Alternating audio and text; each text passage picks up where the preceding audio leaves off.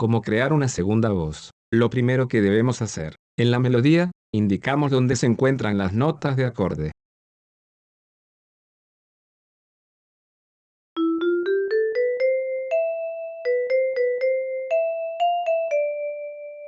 Existen dos opciones básicas para realizar una segunda voz, a distancia de tercera o sexta descendente. Iniciaremos primero, haciendo la segunda voz a tercera descendente. Una vez copiada y transportada a la melodía, revisamos que las notas señalizadas en la segunda voz pertenezcan al acorde que afecta al compás. Como vemos en el ejemplo, las notas resaltadas en rojo no pertenecen al acorde. Cuando esto sucede, la nota se reemplaza por una que sea del acorde. Se busca la más cercana, generalmente a un grado inferior o superior. En el acorde de Do mayor, las notas son Do, Mi y Sol. El sonido del acorde, más cercano a la nota La, es Sol. En Re menor, las notas son Re, Fa y La. El sonido del acorde, más cercano a la nota Si, es la nota La. En el acorde Sol mayor con séptima, las notas son Sol, Si, Re y Fa. El sonido del acorde más cercano a la nota Mi, es la nota Re, o la nota Fa, y así continúa el procedimiento.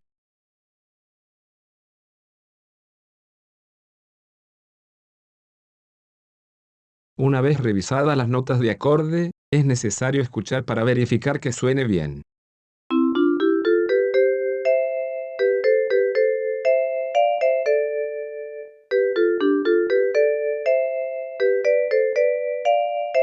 A veces, por apreciación personal, en algunos lugares la sonoridad no resulta totalmente convincente, como en estos compases. Para mejorar estos detalles, ubicamos las notas que según nuestra apreciación nos suenan bien, y las reemplazamos por notas del acorde. Escuchamos de nuevo, y si es necesario realizamos ajustes hasta que nos sintamos a gusto con la sonoridad.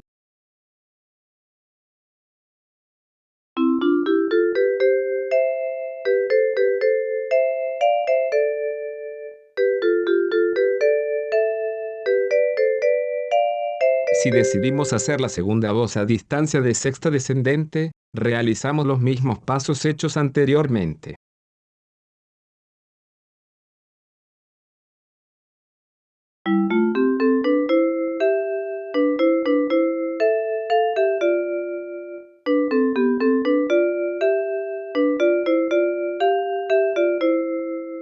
Se puede realizar una segunda voz mixta, es decir, en unos fragmentos a distancia de tercera inferior, y en otros de sexta inferior. Tercera inferior. Sexta inferior. Tercera inferior. Sexta inferior. Tercera inferior.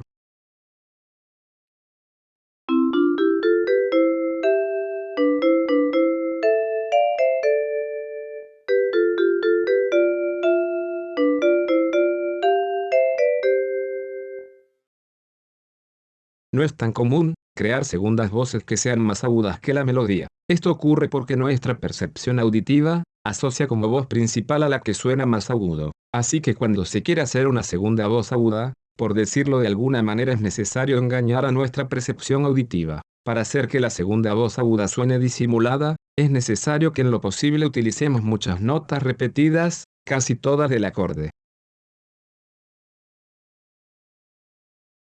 Y cuando sea necesario hacer saltos, que estos sean muy pequeños. Se puede hacer una segunda voz grave con solo notas de acorde, con poco movimiento, o tratando de imitar la curva melódica de la voz principal. Este tipo de segundas voces se utilizan mucho en la orquesta sinfónica con los cornos franceses.